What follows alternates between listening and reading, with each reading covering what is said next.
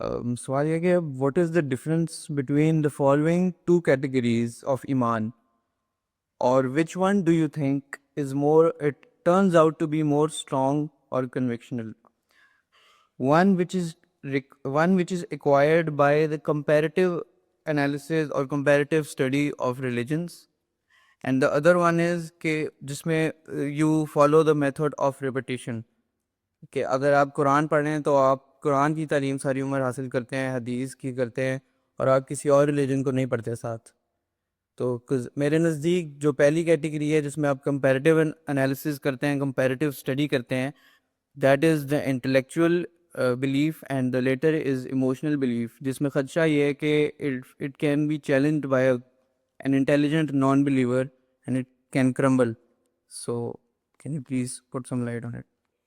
دیکھیے، دو چیزیں کی جو کیٹیگریز آپ نے بنا دی ہیں، کمپیریٹیو اسٹڈی خود مفید ہے، فائدہ مند ہے، اور اس سے یہ ہے کہ آپ کو اسلام کے اوپر زیادہ اعتماد پیدا ہو جائے گا کہ واقعی اسلام صحیح نظام ہے، اس نے اس میں یہ کیا ہے، یہ کیا ہے، یہ کیا ہے. لیکن وہ یقین والی بات جو ہے وہ صرف قرآن سے ملتی ہے.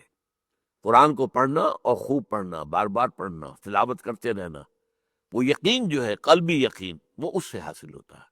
البتہ ایک ڈائمنشن ہے، آپ کے ذہن کی وسعت ہو جائے گی، آپ کو معلوم ہو جائے گا، ایک حقیقت منکشف ہو جائے گی کہ سارے دین حقیقت میں ایک ہی تھے. یہ قرآن مجید کا فلسفہ ہے. ایک ہے وحدت ادیان، سارے دین ایک ہے، یہ غلط ہے، یہ بکواس ہے.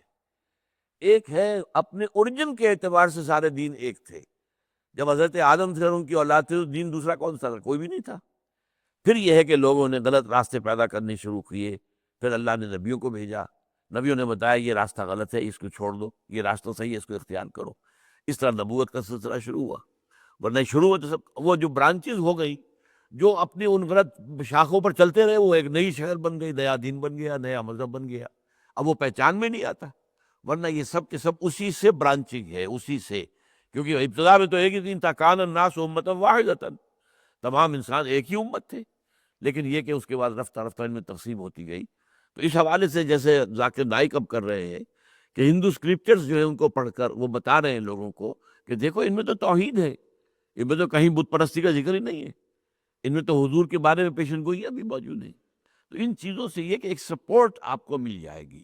لیکن ایک ہے ایسا ہے، یہ ذرا فرق ہے. ایک ہے ایسا ہونا چاہیے، یہ عقلی تقاضا، ایسا ہونا چاہیے. ایک یہ میں مثال دیا کرتا ہوں کہ فرض کیجئے آپ سے 100 آدمی کہتے ہیں چینی میٹھی ہوتی ہے، چینی میٹھی ہوتی ہے، چینی میٹھی ہوتی ہے. آپ نے کبھی چکھی نہیں، تو آپ کیا کہیں گے؟ ہاں بھائی میٹھی ہوگی. جب اتنے لوگ کہہ رہے ہیں تو آخر وہ مجھ سے جھوٹ کیوں کہیں گے؟ یقیناً اس میں سچائی ہوگی کہیں گے. جب آپ چکھ لیں گے تو آپ کہیں ہے، یہ تو میٹھی ہے. یہ ہوگی اور ہے میں جو فرق ہے، یہی آپ کے ان دونوں راستوں کے درمیان فرق ہے. کہ اس سے یہ کہ کمپیریٹیو اسٹڈی کے ذریعے سے اسلام کی حقانیت جو ہے وہ واضح منکشف ہوتی ہے، مبرہن ہوتی ہے. لیکن یقین جو ہے ایمان والا وہ قرآن سے حاصل ہوگا.